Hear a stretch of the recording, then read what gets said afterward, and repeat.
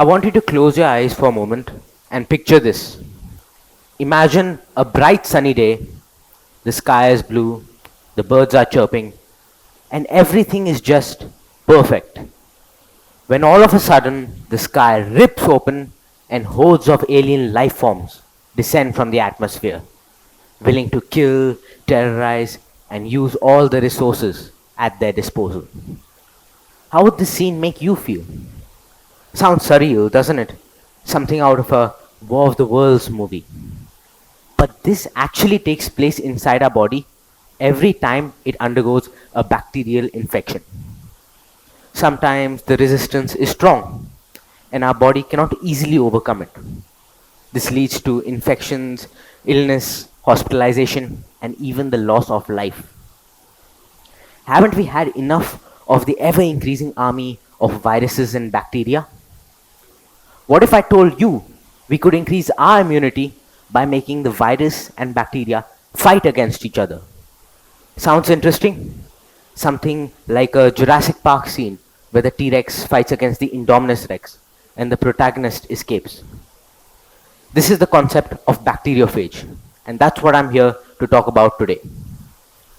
So let's start by discussing what is a bacteriophage. A bacteriophage is basically a virus. A virus, as we know, are not exactly living or dead. They are like the undead, you could say. They're like zombies.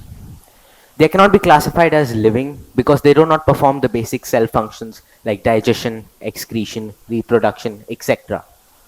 But they cannot be classified as dead either because they have genetic material. So they are somewhere on the borderline. These bacteriophages have a very funny kind of structure. It reminds you of your weird cousin, doesn't it? So they have like a dice-like head with 20 faces and 30 edges, and they have like a oblong body with leg fibers with sensors on them. This is what they utilize to help basically sense for the bacteria before they attack and kill it. Bacteriophages only have one specific bacteria that they can attack and hunt, one specific gene.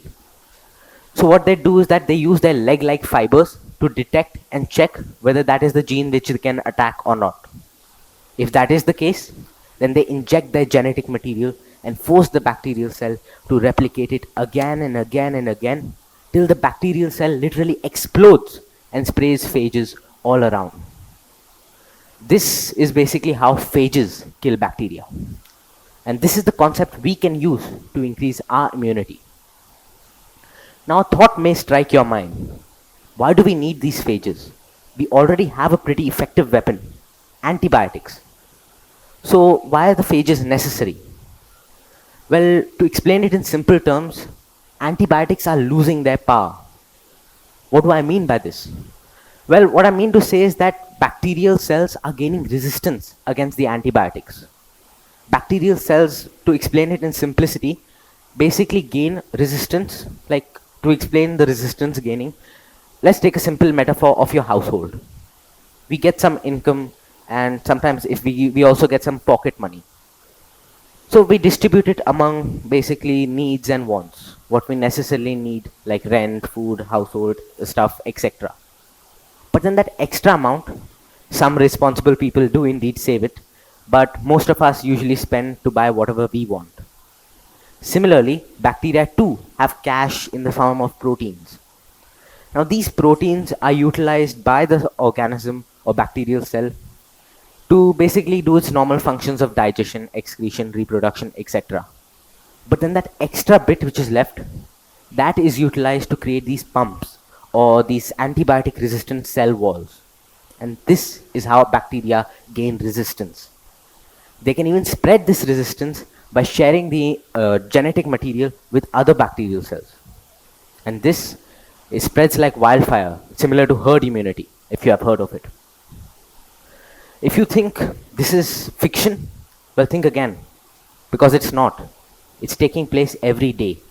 And so this is where our bacteriophage friends step in.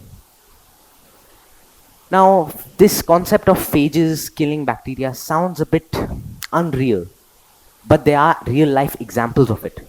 Let me share a few. One patient had no hope of survival.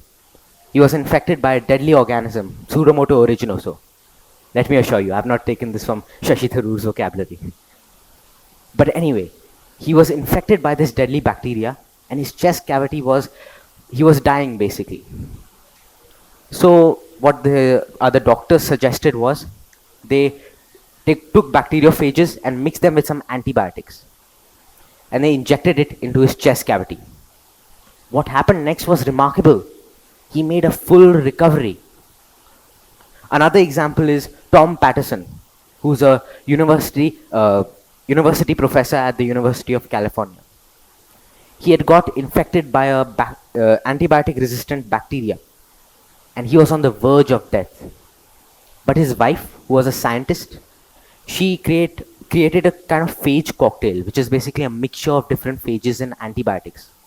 And he recovered completely from the verge of death. Another example is diabetic foot ulcers, which are basically ulcers that form on the body after a person has diabetes. Complication, basically. These ulcers have a small layer which prevents antibiotics from acting on it. So here too, phages are seen as a common, alternative for bacteria. So though phage therapy has been long overshadowed by the revolutionary antibiotics, when scientists have discovered the antibiotic resistance spreading, they are recognizing the potential of these tiny but mighty killers. The war with bacteria is far from over. Bacteria continue to evolve, but so do we. Utilizing nature's most powerful resource and harnessing the power of the most deadliest organism on the planet, we can perhaps win the never-ending war against bacterial infection. Or even if we lose, we can always call on President Trump to negotiate a peace treaty. Thank you.